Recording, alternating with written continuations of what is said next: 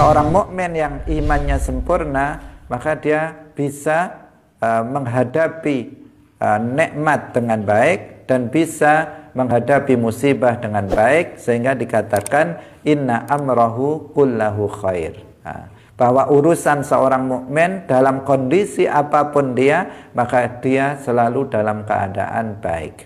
Bagaimana penjelasannya? Rasulullah menjelaskan, in asabathu sarra'u syakara. Jika dia mendapatkan kesenangan, mendapatkan nikmat, mendapatkan sesuatu yang menyenangkan, maka dia bersyukur.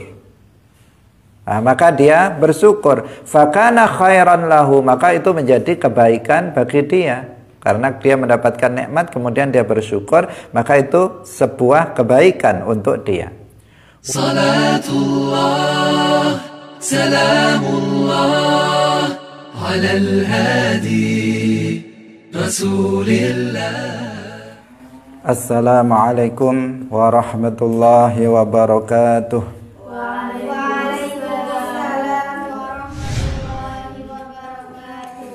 Alhamdulillahi rabbil alamin.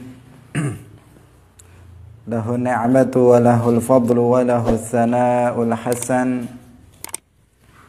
Wa salawatullahil barrir rahim wal malaikatil muqarrabin ala sayyidina wa maulana Muhammadin wa ala alihi wa ashabihi tayyibin at-tahirin. Allahumma la sahla illa ma ja'altahu sahla wa anta taj'alul hazna idza syi'ta sahla. Allahumma arzuqna al-ikhlasa fi niyyati wal qawli wal amal. Wa ba'du. Wa jaddid taubata lil awzari la tay'asan min rahmatil ghaffari. Wa kun ala alaihi syakura wa kun ala balaihi sabura wa kullu amrin bil qada'i wal qadar wa kullu maqdurin fama anhu mafar. Fakun lahu musalliman kay taslama watba' sabilan nasikinal ulama wa khalisil qalba minal akhyari bil jiddi wal qiyami fil ashari wal fikri wal zikri ala dawami mujtaniban lisairil asami muraqiban lillahi fil ahwali litartaqi ma'alimal kamali wa qul bi dhullir rabbi la taqta'ni anka biqati'in wa la tahrimni min sirrikal abhal muzili lil ama wa khtim bi khairin ya rahimar ruhama walhamdulillahi ala tamami wa afdalus salati wassalami ala nabiyil hashimil khatimi wa alihi wa sahbihil akarimi ala nabiyil hashimil khatimi wa alihi wa sahbihil akarimi. Hadirin hadirat kaum muslimin muslimat, pemirsa Madu TV rahimakumullah. Alhamdulillah, puji syukur marilah kita sampaikan kepada Allah Subhanahu wa taala. Pada saat ini Allah Subhanahu wa taala melimpahkan taufiknya kepada kita semuanya sehingga kita bisa melaksanakan salah satu amal ketaatan kepada Allah, yaitu berupa menghadiri majelis ilmiddin.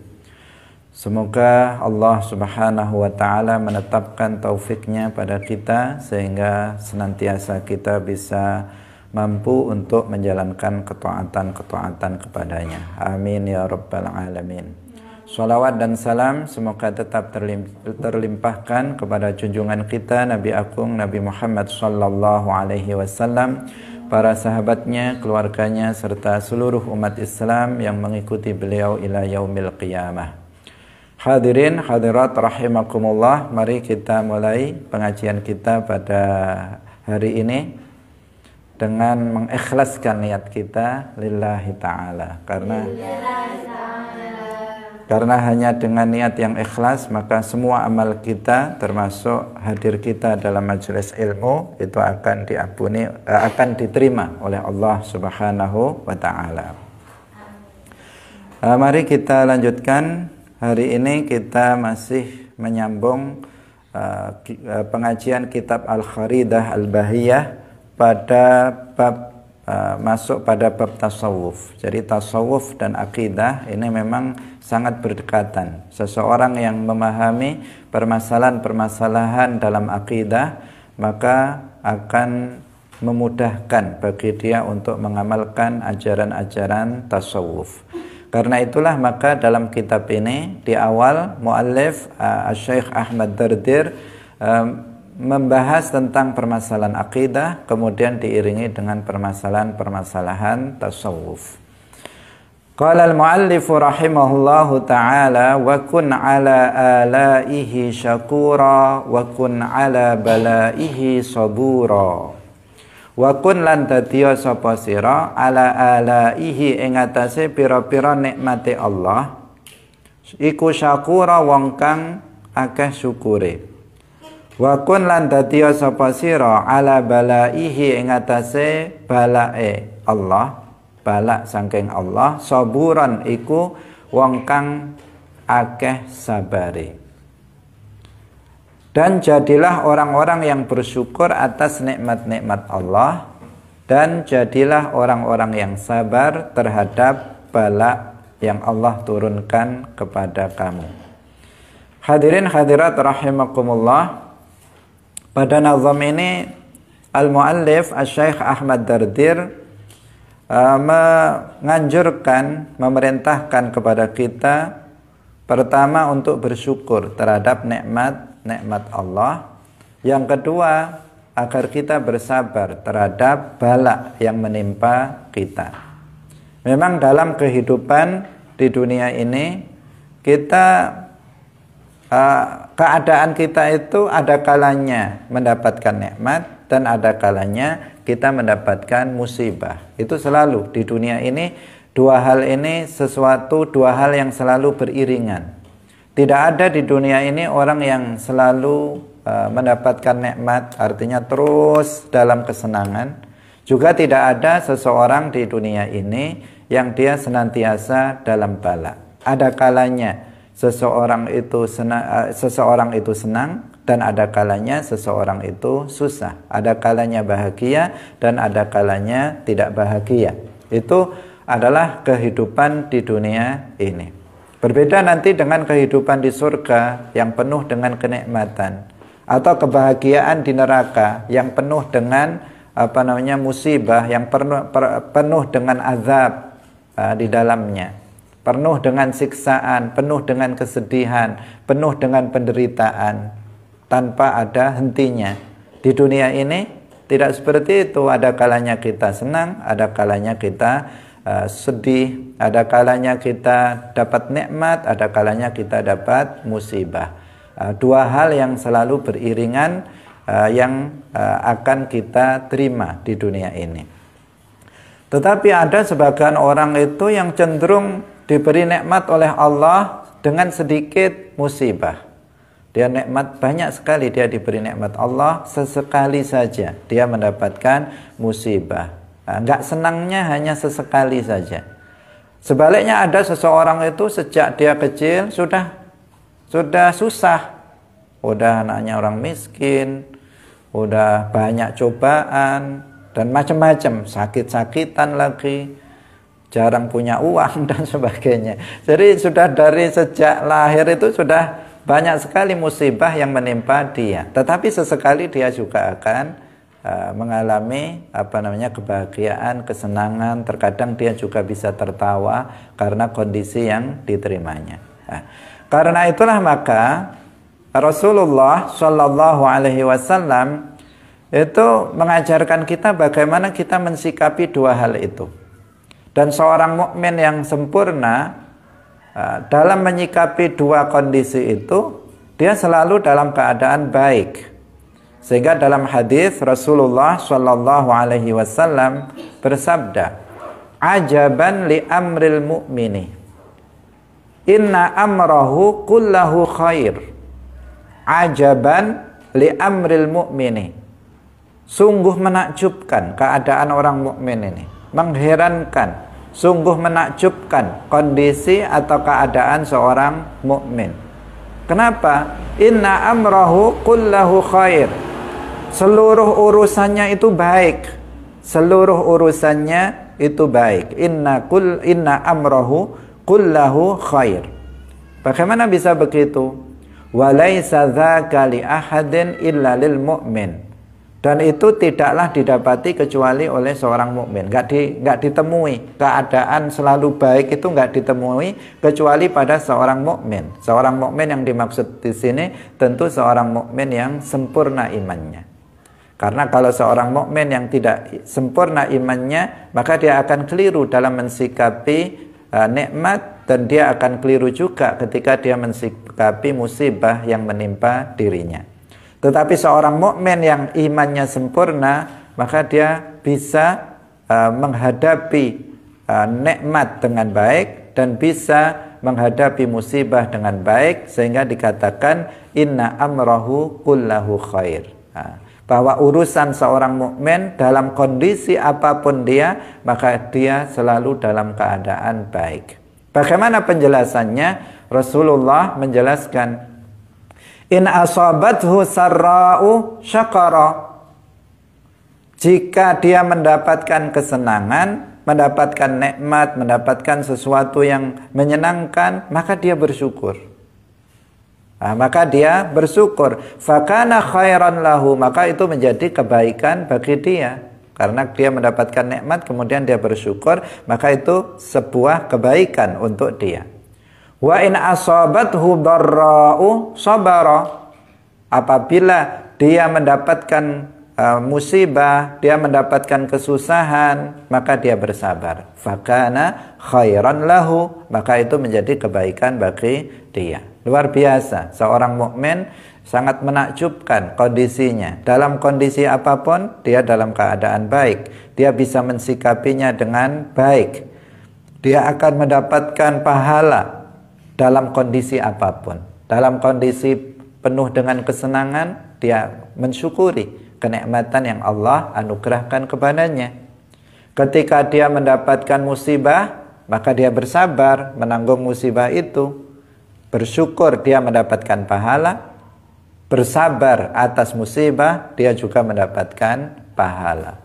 Maka urusan seorang mukmin selalu baik dalam kondisi apapun. Seorang mukmin yang dimaksud adalah seorang mukmin yang sempurna. Beda dengan seorang mukmin yang enggak imannya enggak sempurna, atau orang kafir. Tentu ketika dia dalam keadaan mendapatkan nikmat, dia tidak mau bersyukur kepada Allah. Justru dia bermaksiat dengan nikmat yang Allah berikan kepadanya. Sebaliknya ketika dia mendapatkan musibah, maka bisa dia protes kepada Allah.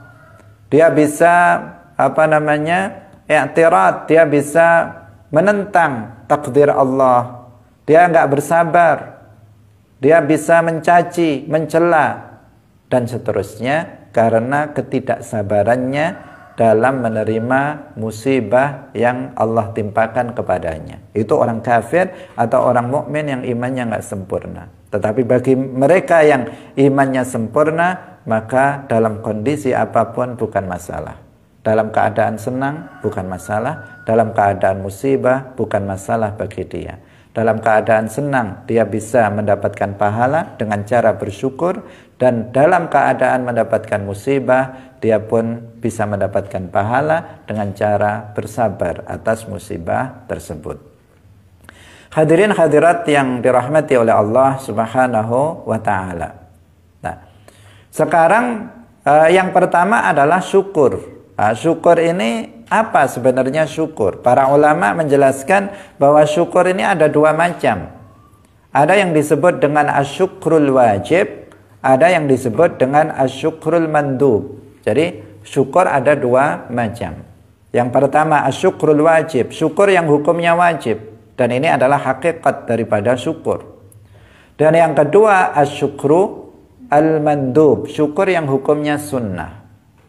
Syukur yang hukumnya sunnah itu adalah misalnya dengan berzikir, dengan mengucapkan alhamdulillah. Itu syukur yang sunnah.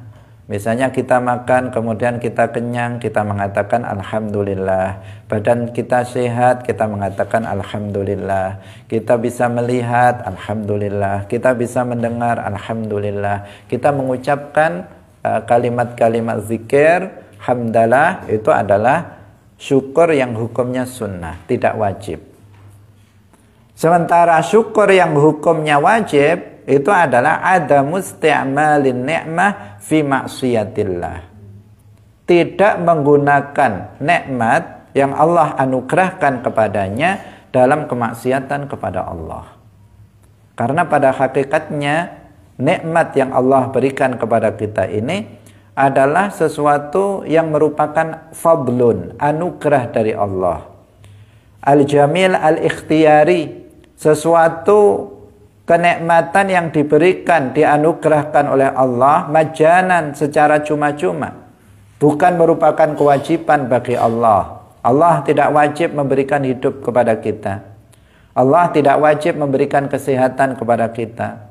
Jika Allah berkehendak, maka Allah mematikan kita. Jika Allah berkehendak, maka Allah membuat kita sakit. Allah tidak wajib untuk memberikan penglihatan yang sempurna pada kita, pendengaran yang sempurna pada kita, lisan yang sempurna sehingga kita bicara. Itu bukan kewajiban bagi Allah untuk memberikannya kepada kita. Tetapi Allah memberikannya kepada kita secara cuma-cuma, yang disebut itu adalah fadlun atau al-jamil al-ikhtiyari. Karena itulah maka kewajiban kita adalah mensyukurinya dengan tidak menggunakan nikmat-nikmat itu dalam kemaksiatan kepada Allah Subhanahu wa taala. Kenapa? Karena Allah memberikan nikmat-nikmat itu agar kita menggunakannya untuk beribadah kepadanya. Allah memerintahkan kita yang diberi hidup, yang diberikan kesehatan, agar kita menggunakan nikmat-nikmat itu dalam ibadah kepadanya. Di dalam ayat Al-Quran disebutkan, وَمَا خَلَقْتُ الْجِنَّ وَالْإِنسَ إِلَّا لِيَعْبُدُونَ.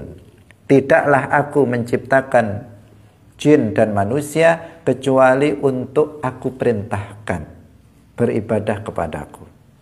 Jadi kita manusia, jin diciptakan oleh Allah untuk diperintah beribadah kepada Allah.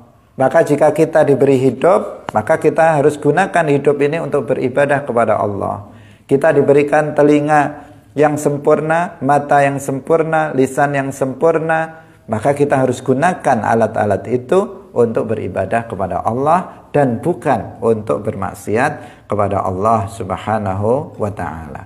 Itulah yang disebut dengan asyukrul wajib, syukur yang wajib, hukumnya wajib seperti itu. Nah, jadi ketika kita diberi mata, maka tidak kita gunakan mata ini untuk melihat perkara-perkara yang diharamkan, tidak melihat aurat orang lain, tidak melihat sesuatu yang nggak boleh untuk dilihat.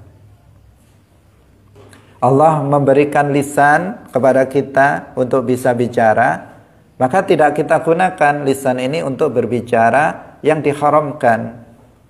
Tidak digunakan untuk mengucapkan kata-kata kufur, tidak digunakan untuk mengucapkan cacian terhadap orang lain, tidak digunakan untuk mengucapkan kata-kata ghibah, namimah dan sebagainya, yang itu termasuk ma'asil lisan, termasuk maksiat-maksiat bagi lisan. Demikian juga Allah Subhanahu wa taala menciptakan mata atau telinga bagi kita, juga tidak kita gunakan untuk mendengarkan sesuatu yang diharamkan oleh Allah. Memberikan kesehatan, kehidupan, juga tidak kita gunakan kehidupan ini untuk bermaksiat kepada Allah. Itulah namanya syukur. Dan syukur ini sesuatu yang mudah untuk diucapkan, tetapi juga sulit untuk dilakukan, untuk diamalkan. Kebanyakan kita itu bisa bersyukur, tetapi sesekali bersyukur. Seperti pada saat ini, kita hadir dalam majelis ilmu. Itu menunjukkan kita bersyukur kepada Allah. Kenapa? Karena hidup kita, kesehatan yang Allah berikan kepada kita, kita gunakan untuk berbuat taat kepada Allah, yaitu berupa menghadiri majelis ilmu. Berarti saat ini kita tergolong sebagai orang yang mensyukuri nikmat hidup.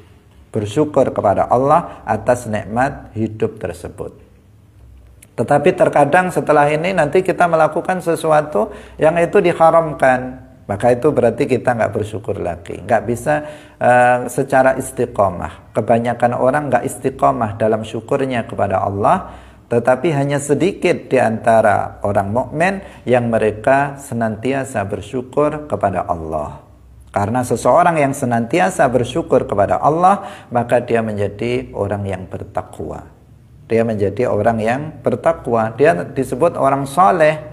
Kenapa? Karena orang yang bersyukur atas nikmat-nikmat yang Allah berikan, bersyukur atas kehidupan yang Allah anugerahkan kepadanya, maka dia akan menjalankan semua yang diwajibkan dan meninggalkan semua yang diharamkan.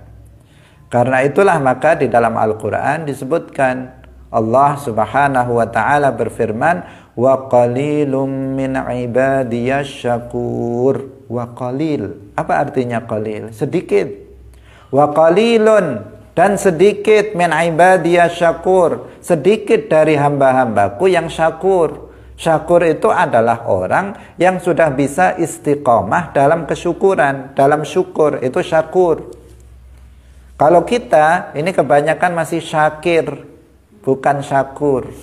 Kalau syakir, orang yang syukur, artinya orang yang terkadang syukur, terkadang enggak. Kadang berbuat ketaatan, kadang berbuat maksiat. Itu syakir namanya. Bukan Pak Syakir, tapi syakir artinya dalam bahasa Arab isim fa'il dari syakara yashkuru, fahuwa syakirun, orang yang bersyukur. Kadang bisa bersyukur, kadang enggak. Kadang taat, kadang maksiat. Nah, sedangkan syakur yang disebutkan dalam ayat ini, wa qalilum min ibadiyas syakur, artinya adalah orang yang senantiasa bisa bersyukur, orang yang bertakwa, orang yang soleh, itu jumlahnya sedikit. Orang yang soleh, perempuan yang solihah, laki-laki yang soleh, itu jumlahnya sedikit, nggak banyak.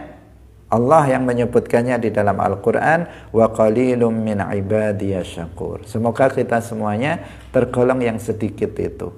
Nah, tergolong orang yang sedikit yang senantiasa bisa bersyukur kepada Allah Subhanahu wa ta'ala.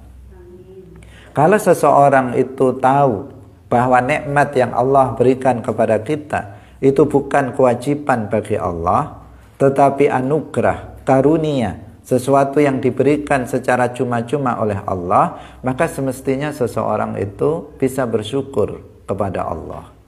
Semestinya, kalau dia berpikir, bahwa nikmat ini adalah nikmat pemberian cuma-cuma. Seperti halnya perbandingannya, misalnya ketika kita secara tiba-tiba ada seseorang memberikan uang misalnya kepada kita nggak ngapa-ngapain, cuman duduk-duduk, tiba-tiba ada orang datang ngasih uang, ini 10 juta untuk kamu. Dah, apa ini? Gratis ini, saya dapat rezeki, sedekah misalnya, hadiah untuk kamu. Kira-kira bagaimana yang kita ucapkan? pasti spontan tanpa berpikir kita mengatakan terima kasih ya. Semoga Allah memberkahi kamu, barakallahu fiik. Semoga Allah membalas, memberikan rezeki yang lancar kepadamu. Tanpa disadari doa-doa kebaikan itu langsung keluar dari mulut kita untuk dia. Kenapa? Karena dia memberikan sesuatu yang cuma-cuma kepada kita, yang itu bukan kewajiban bagi dia untuk memberikannya kepada kita. Berbeda halnya apabila kita memang kerja kepada seseorang, kita memang bekerja di rumah dia, kemudian satu hari upahnya 100.000. Ketika sudah satu hari kemudian dia ngasih uang kepada kita 100.000, maka itu kewajiban dia, hak kita. Kalaupun kita tidak mengatakan terima kasih, maka itu sesuatu yang wajar. Tetapi hendaknya kita juga berterima kasih, meskipun itu kewajiban bagi orang itu untuk memberikannya kepada kita. Nah, semua nikmat yang Allah berikan kepada kita itu semuanya adalah karunia. Karunia itu apa? Sesuatu yang diberikan tanpa itu menjadi kewajiban baginya. Namanya bahasa Arabnya fadlun. Dalam bahasa Indonesianya karunia atau anugerah. Pemberian yang bukan kewajiban bagi pemberinya. Nah, kalau kita mengetahui itu, semestinya apa? Semestinya kita bersyukur. Oh iya, Allah itu enggak wajib memberi saya sehat, tapi saya diberi sehat. Maka sudah semestinya kalau saya mensyukuri kesehatan ini dengan menggunakan kesehatan kehidupan ini dalam ibadah kepada Allah. Kalau berpikir, hendaknya seseorang itu kemudian takut untuk menggunakan nikmat ini dalam kemaksiatan. Semestinya kalau dia berpikir begitu, bumi tempat kita berpijak, tempat kita tinggal, ini buminya Allah. Bagaimana kita kemudian menggunakan bumi Allah untuk bermaksiat kepadanya yang memberikan bumi ini untuk kita? Jika kita mau berpikir, maka seseorang akan mudah untuk bisa mensyukuri nikmat-nikmat yang Allah berikan kepada kita. Hadirin hadirat yang dirahmati oleh Allah Subhanahu wa taala. Ini seorang mukmin ketika dia dalam keadaan senang, ketika dia dalam keadaan mendapatkan nikmat, maka dia bisa bersyukur atas nikmat-nikmat tersebut. Maka dia pun mendapatkan pahala atas syukur yang telah dia lakukan dalam menghadapi kenikmatan-kenikmatan. Karena syukur atas nikmat tidak lebih mudah dari bersabar atas musibah yang menimpa. Betapa banyak orang yang bergelimang dengan nikmat Allah tetapi dia tidak mensyukurinya. Demikian juga betapa banyak orang yang senantiasa dalam musibah tetapi dia tidak mampu untuk bersabar dalam menghadapinya. Nah, maka syukur ini merupakan kewajiban hati dan kita harus kita perhatikan betul-betul, dan karena ini merupakan kewajiban, bukan merupakan pilihan bagi kita. Kemudian yang berikutnya, mu'allif rahimahullah mengatakan wa kun ala balaihi sabura. Dan jadilah orang yang bersabar, senantiasa bersabar terhadap bala yang menimpa, terhadap musibah yang menimpa. Bagaimana sabar dalam menghadapi bala? Bagaimana sabar dalam menghadapi musibah? Musibah selalu ada saja pada diri kita. Terkadang sakit, itu musibah. Nggak punya uang juga musibah. Kemudian ada keluarga yang meninggal, itu juga musibah. Nah, itu musibah dunia, musibah dunia. Ketika ada saudara yang sakit, itu juga musibah bagi kita. Nah, ketika seseorang itu mendapatkan musibah, maka dia harus bersabar menghadapinya. Bagaimana sabar dalam menghadapi musibah? Artinya yaitu dengan ridho, tidak protes. Dengan ridho atau ridho itu artinya tidak protes kepada Allah atas musibah yang dialaminya. Dia tidak mengatakan, ya Allah, kenapa kamu timpakan musibah kepadaku, dengan tujuan untuk protes, bukan bertanya tentang hikmah, tetapi untuk protes, untuk nggak menerima terhadap ketentuan Allah. Maka itu namanya orang yang nggak ridho terhadap musibah yang menimpa dirinya. Itu nggak sabar namanya. Itu tidak bersabar. Ketika seseorang misalnya ditimpa musibah berupa sakit, kemudian dia mengatakan, ya Allah, kenapa engkau jadikan saya sakit-sakitan? Dengan nada protes, maka itu nggak boleh. Itu namanya nggak ridho, itu namanya nggak sabar. Tetapi kalau seseorang itu bertanya dengan tujuan untuk bertanya tentang hikmah, ya Allah, apa hikmah dari musibah yang selalu menimpa saya? Nah, maka itu namanya masih sabar, karena tidak menunjukkan bahwa dia protes kepada Allah atas musibah yang dideritanya. Hadirin hadirat yang dirahmati oleh Allah Subhanahu wa taala, sabar terhadap musibah ini akan menghasilkan pahala yang luar biasa. Orang yang sakit misalnya, orang yang sakit kemudian dia sabar atas penyakit yang dideritanya, dengan meskipun dia dalam keadaan sakit, dia tetap menerima takdir itu, tidak protes kepada Allah, dan tidak berbuat maksiat dengan sebab musibah itu. Sebagian orang sakit kemudian mencaci maki Allah. Sebagian orang sakit kemudian dia meninggalkan sholat. Sebagian orang sakit kemudian dia tidak mau melakukan kebaikan. Dia tidak mau melakukan kewajiban-kewajibannya. Padahal itu masih wajib bagi dia. Sholat meskipun sakit wajib baginya. Sebagian orang alasannya saya sakit, kemudian dia nggak sholat.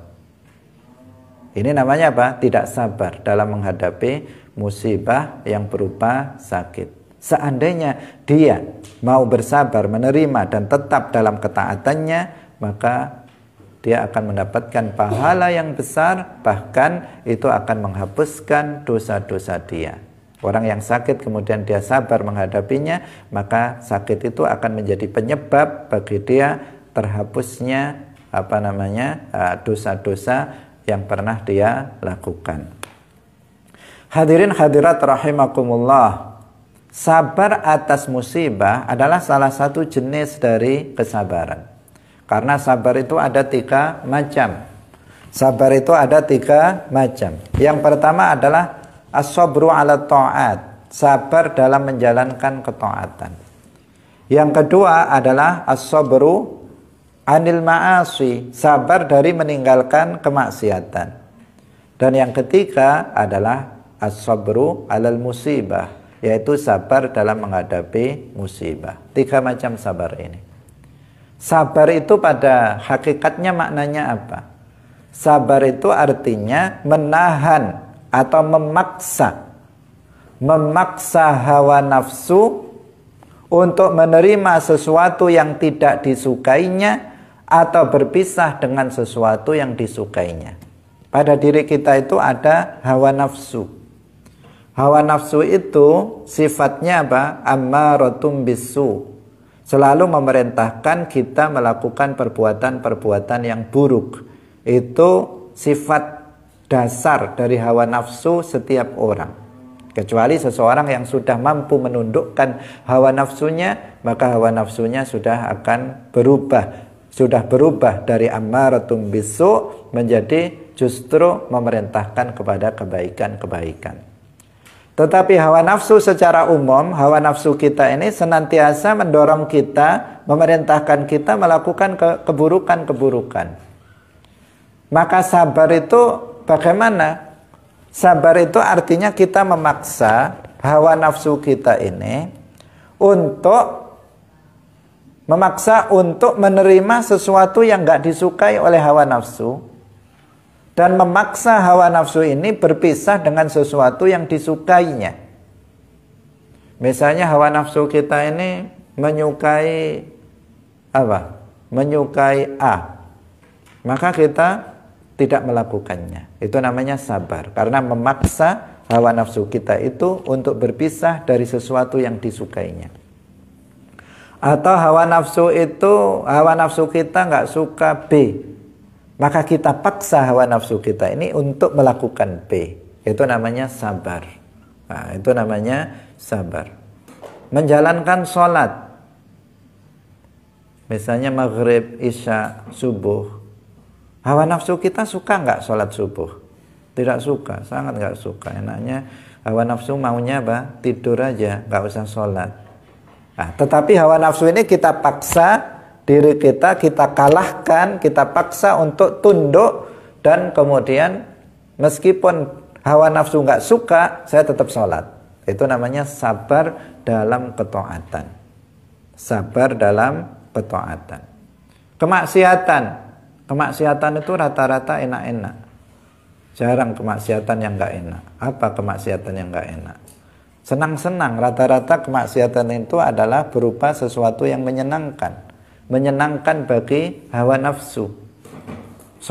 Hampir semua kemaksiatan itu menyenangkan. Berjudi, minum khamar. Mesti minum khamar itu kan orang sambil tertawa-tertawa, senang gembira, sambil joget-joget dan sebagainya. Sesuatu yang terlihat menyenangkan.